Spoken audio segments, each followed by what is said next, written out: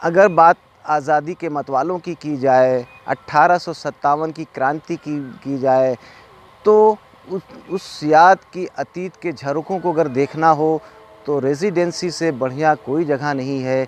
यहाँ पे आज़ादी की लड़ाई के निशान हर जगह पर मिल जाएंगे। आज हम आए हैं लखनऊ की रेज़िडेंसी। यहाँ पर हम आपको दिखाएंगे कि 1857 की लड़ाई में किस तरह से भारत के आज़ादी के मतवालों ने 86 दिन तक अंग्रेज़ अधिकारियों और सैनिकों को इसी जगह पर कैद कर रखा था। आइए चलते हैं, एक्सप्लोर करते हैं और देखते हैं अंदर लखनऊ की रेज़िडेंसी।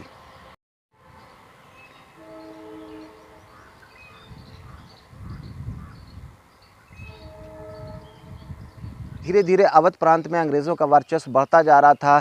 नवाब आसिफ़ुद्दौला ने 1774 में ईस्ट इंडिया कंपनी के अधिकारियों के रहने के लिए गोमती तट के किनारे एक ऊंचे टीले पर इस विशालकाय रेजिडेंसी का निर्माण कराया। 1774 में इसका निर्माण शुरू हुआ और नवाब सादत अली ख़ान ने 1800 में इस निर्माण को पूरा कराया है। नवाब अंग्रेज़ों की सुविधाओं को देखते हुए नवाबों ने इस खूबसूरत इलाके का निर्माण कराया। इसका निर्माण लखौरी ईंट और लाल रंग के चूने से हुआ है। बेहद खूबसूरत और बेहद नायाब यहाँ पर 5-6 इमारतें हैं जो मैं आपको एक एक करके एक्सप्लोर करूँगा। मेरे सामने ये मस्जिद है, वो नवाब आसिफ़ुद्दौला के दौर में बनी ये मस्जिद, और उसके बगल में इमामबाड़ा है, और यहाँ पर एक बैंक्वेट हॉल है और तमाम इस तरह की इमारतें हैं। मैं आपको एक एक करके एक्सप्लोर करूँगा, दिखाऊँगा। बैंक्वेट हॉल में आ गए हैं। ये करीब ये मध्य में बना हुआ था। ये बहुत ही इस इलाके की सबसे भव्य इमारत थी।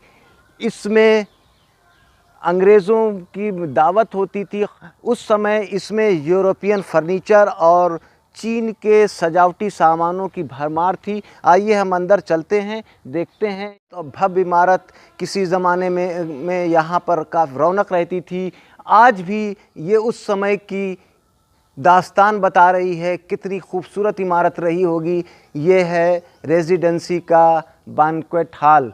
यहाँ पर ये है इसका ये सेंट्रल हॉल। यहाँ पर यूरोपियन फर्नीचर लगा होते थे। अंग्रेज़ यहाँ पर बैठ के खाना खाते थे। शानदार ये पिलर्स, ये पूरा काफ़ी यहाँ पर 1857 में बम्बार्ड हुआ था, काफ़ी गोलियां चली थी। उसके निशान मैं दिखाने की कोशिश करूंगा कि चारों तरफ से इसको जब घेर लिया गया था तो इस पर गोली बारूद इतनी चली थी कि ये जो इमारत धाराशायी हो गई है। उसके निशान मैं आपको दिखाने की कोशिश करूंगा। गोलियों के निशान आज भी 1857 के आज़ादी के अतीत की गवाह हैं।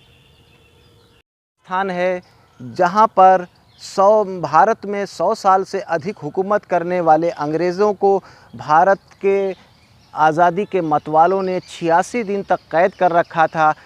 कई छोटे बड़े सैनिक और अधिकारियों की यहाँ पर उस लड़ाई में मौत हुई थी। उस स्थान पर हम आए हुए हैं। इस रेजिडेंसी में 5-6 इमारतें हैं जो मुख्य रूप से हैं, जिसमें इसमें मेन बिल्डिंग मुख्य भवन कह लें, बैंक्वेट हॉल कह लें, बेगम कोठी कहिए, और यहाँ पर ट्रेजरी कहिए। इस तरह से कुछ इमारतें हैं जिसको हम एक्सप्लोर करेंगे, दिखाएंगे। हमारे पीछे आपको मैं दिखाना चाहूँगा, ये तोप है उस समय की निशानी, और जो काफ़ी आज इसको संरक्षित कर दिया गया है। 1920 में इस स्थान को संरक्षित कर दिया गया था और तब से ये संरक्षण में है। हम रेजिडेंसी की मेन बिल्डिंग में हैं, मुख्य भवन में है। आसिफ़ुद्दौला ने और नवाब सादत अली ख़ान ने अंग्रेज़ों को सुविधाएं देने के लिए काफ़ी यहाँ पर अलग अलग निर्माण कराया था। काफ़ी मोटी दीवारें, मैं कोशिश करूँगा दिखाने की। ये देखिए कितनी मोटी दीवारें हैं और आज भी कितनी मजबूत हैं ये दीवारें, जबकि यहाँ पर काफ़ी गोलाबारी हुई थी 1857 में। ये दीवारें आज भी बची रह गई हैं। ऊपर की छत गिर गई है। जब 1857 में यहाँ पे लड़ाई हुई थी तो भीषण गोलाबारी हुई थी। उसी का ये नतीजा है कि ऊपर की सभी छतें गिर गई हैं। यहाँ पर सब दीवारें ही बची हैं। दीवारें इतनी मजबूत हैं कि आज भी ये उस समय की भव्यता की गवाही दे रही हैं। इस स्थान पे खड़े हैं जब 1857 में भारत के स्वतंत्रता संग्राम सेनानियों ने इस स्थान को घेर लिया था, तो major general sir John English ने यहाँ पर डिफेंस किया था और 86 दिन तक यहाँ पर वो भारतीय सेना से लड़ते रहे। जब कानपुर से कैंपबेल सेना लेकर आए हैं तब जाके इसको आज़ाद करा पाए हैं। ये वही स्थान है, वो यहाँ इस युद्ध में मारे गए थे, तो उनकी स्मृति में ये स्थान, ये स्मृति चिन्ह बना है उनकी याद में। रेजिडेंसी के सेंट मेरी चर्च पे आ गए हैं। इसका जब अंग्रेज़ यहाँ पर रहने लगे थे तो इसका निर्माण कराया गया था। सन 1810 में इसका निर्माण पूरा हो गया और ये अंदर ये सेंट मेरी चर्च है और आपको हम दिखाना चाहते हैं ये चर्च, जो लड़ाई में काफ़ी नुकसान हुआ था। सेंट मेरी चर्च के अंदर जब अंग्रेज़ सैनिक मारे गए थे और अधिकारी मारे गए थे तो उनकी कब्रिस्तान बनाई गई थी। ये चारों तरफ आप देख रहे हैं 1857 में जो अंग्रेज़ सैनिक और अधिकारी मारे गए थे उनकी कब्र के निशान हैं। उस सभी कब्रों पे उनके नाम लिखे हुए हैं। ये 1857 की क्रांति की भारतीय सैनिकों की वीरता की दास्तान बयान कर रहा है। ये खूबसूरत इमारत देखिए, नवाब ने इसको अंग्रेज़ों के किचन के लिए बनवाया था, यहाँ पर खाना बनता था। लेकिन समय के साथ जैसे जैसे अंग्रेज़ों का वर्चस्व बढ़ता गया और नवाबों पर धीरे धीरे उनका कब्ज़ा बढ़ता गया और एक समय आया कि अवध पर अंग्रेज़ी हुकूमत हो गई। रेजिडेंसी की बेगम कोठी में आ गए हैं। ये अंदर बेगम कोठी है, काफ़ी विशाल इलाका है ये। हम चलते हैं अंदर, देखते हैं। इस रेजिडेंसी में 5-6 मुख्य इमारतें हैं जिसमें ये बेगम कोठी भी है।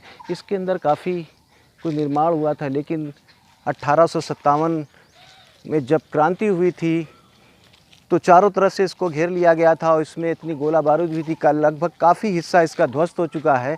हम कोशिश करेंगे जो भी बचा है बेगम कोठी का वो एक्सप्लोर करें और दिखाएं आपको। पीछे उधर मस्जिद है, मैं आपको दिखा रहा हूँ। यहाँ पर तालाबंद है। ये सामने इमामबाड़ा है जो बहुत ही खूबसूरत, इसकी नक्काशी मैं दिखाने की कोशिश करूँगा। कितनी शानदार नक्काशी है। छत इसकी वही कारण कि ज़्यादा गोलाबारी के वजह से छत इसकी गिर गई है, लेकिन आज भी इमारत ये खड़ी है, अपनी खूबसूरती की दास्तान बयान कर रही है।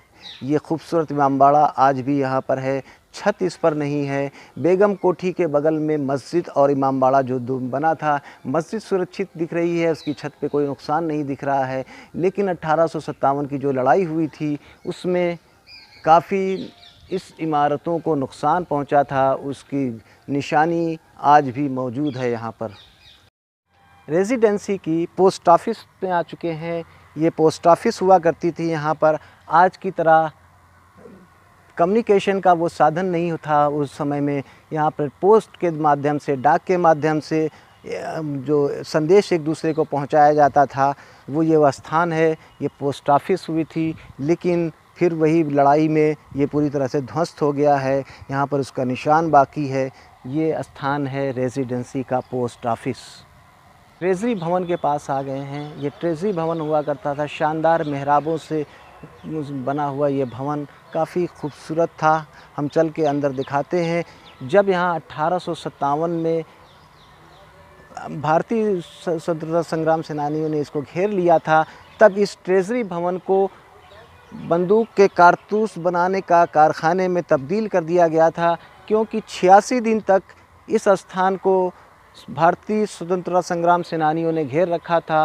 अंग्रेज़ों को अपने सुरक्षा के लिए और रसद के लिए इसका इस्तेमाल किया जाना था, तो इस स्थान को कॉटेज बनाने के लिए इस्तेमाल किया गया था। दोस्तों, आज हमने लखनऊ की रेजिडेंसी आपको दिखाई है।